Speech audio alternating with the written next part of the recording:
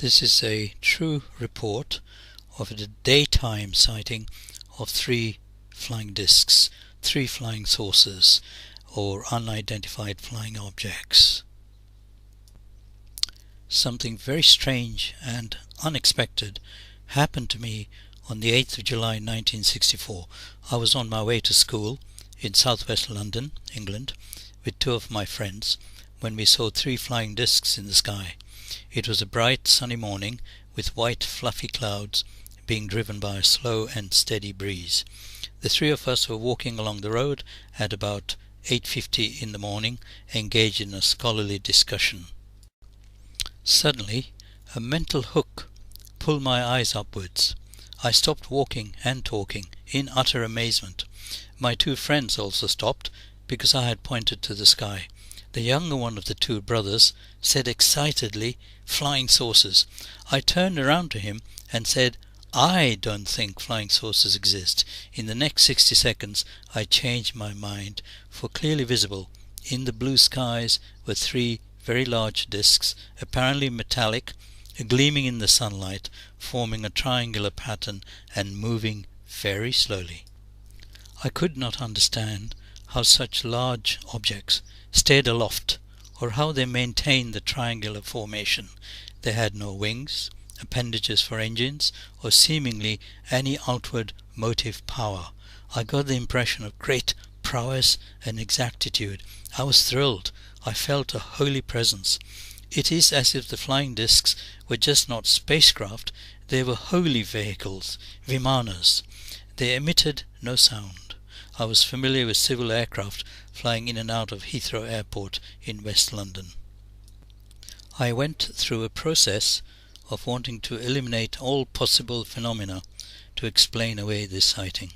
Planets, moon, birds, aeroplanes, sun, and weather balloons. So I made a note of the direction in which the wind was moving the clouds, and realized that these 3 discs seemed as though they were bolted together by sturdy invisible rods and were moving solidly, traversing against the wind. As my theory about weather balloons faded into dust, it dawned on me that we were indeed witnessing apparently metallic flying discs, the proverbial flying saucers. So astounded was I by this first shock of the sighting that I next did something that resulted in the second shock of the day. I formulated a question in my mind and projected it at the trio of saucers. Then arrived the second surprise of the day. I received an answer to my question direct into my mind. It was not a voice outside of my head, but a reply to my question which traversed right into my brain. In less than a minute, on this weekday morning, my concept of reality was totally shattered. Everything that I had heard from scientists about the existence of extraterrestrial life was proven wrong. If any scientist said telepathy does not exist, from now on I would not believe them, because my own personal experience said otherwise. To this day I marvel that a teenage boy like myself could have asked such a profound question and received a reply so deep and all-encompassing. Not that I fully understood the reply at the time. It was much later, 2 years later, that part of the mysterious reply made any sense to me. In 1964, I was in the lower 6th form studying mathematics and physics. I was no daydreamer or fantasist. Up until this time, I had thought that flying saucers did not exist, but my experience forced me to change my mind. I would have been a fool to deny this outstanding sighting. I had said to my younger friend, "I do not think flying saucers exist." I did not say, "Flying saucers do not exist," as though it were a universal truth. I had said, "I do not think flying saucers exist." In other words, I was professing ignorance about a subject I knew very little about at the time.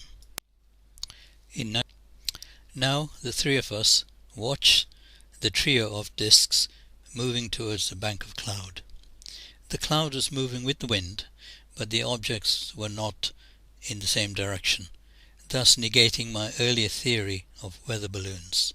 The sources moved into the cloud but did not come out the other side. All three of us were now very excited. We waited for the triangular pattern to re-emerge out of the bank of cloud, but they did not do so. We wanted to see where they were going next, but it seemed that they were swallowed up by the cloud.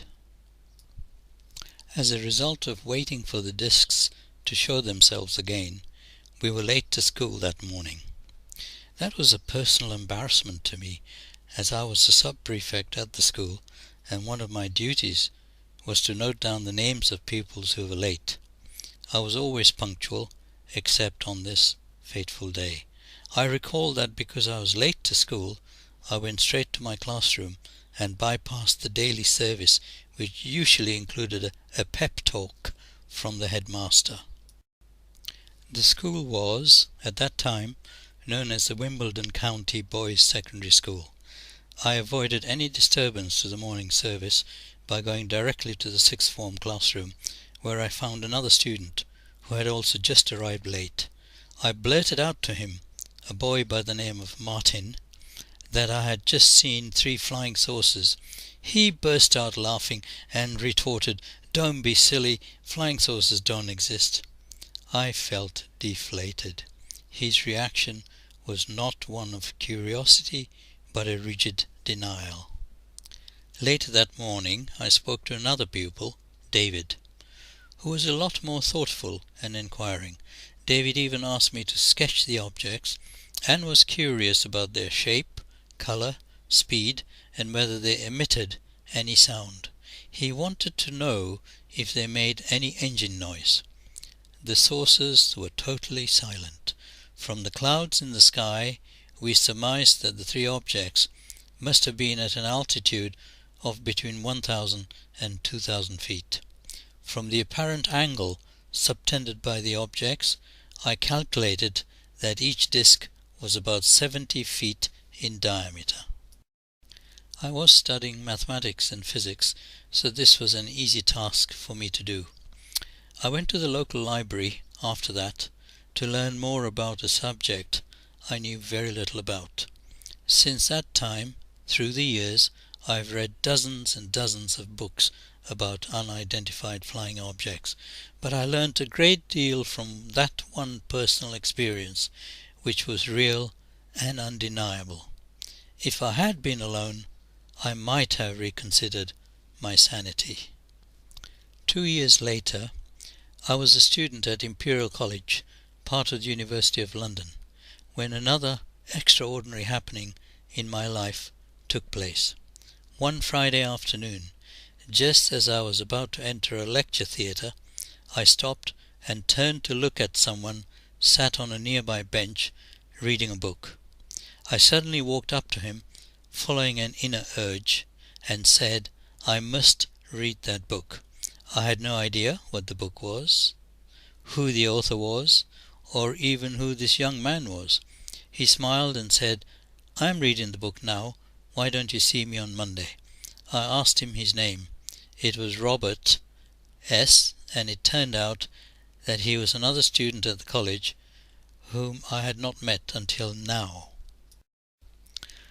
On Monday he handed me the book. It was written by Dr. George King and entitled The 9 Freedoms. At that time I had never heard of George King or the organization that he had founded, namely the Aetherius Society. I had never heard of this book, nor did I know what the subject matter was. All I knew was that I had to read the book. It was as if my higher consciousness had judged a book by its vibrations, not its cover. I took it home and read it in one sitting through the night. So absorbing was it to me, so outstanding were the claims made in the book, that I determined to find out more. The book, The 9 Freedoms, was my amazing introduction to the Aetherius Society and its teachings. Robert told me that there was an Aetherius Society group running at Imperial College, and I could find out more if I attended their meetings. So I went along to 2 weekly meetings and listened to 2 tape-recorded lectures given by Dr. George King. The first lecture I heard was called The 7 Dimensions, and the other one was titled The 4 Aspects of Creation. I was spellbound by the knowledge disseminated by Dr. King in both these lectures.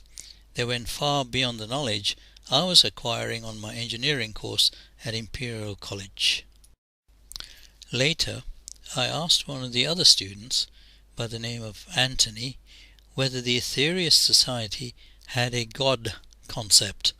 He handed me a copy of the 12 blessings and said, "Study the 12th blessing." Then he said to me, "The Society will be holding a special meeting this Friday. Why don't you go along to their London headquarters in Fulham Road, Southwest 6. So I did. Little did I realise at the time that it was July the 8th, my 2nd anniversary of the sighting of 3 discs over Wimbledon. The meeting on the 8th of July 1966 was the most inspiring spiritual service that I had ever attended. By that time I had been inside Buddhist temples, Christian churches, an Islamic mosque, a Sikh Gurdwara and Hindu mandirs, but this meeting was literally out of this world.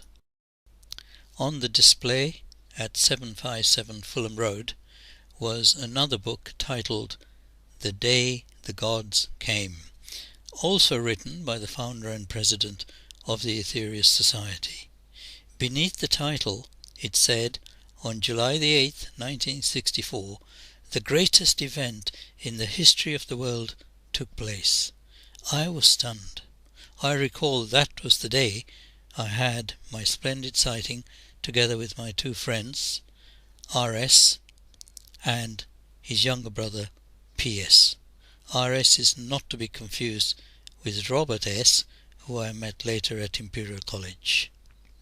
Later in the evening, I was chatting with one of the staff members of the Aetherius Society, Mr. Tom Curtis, and he told me that on the 8th of July 1964 there had been many flying saucers around Earth, and this was their 2nd commemoration of the day, which the Aetherius Society regards as the most important day in their calendar.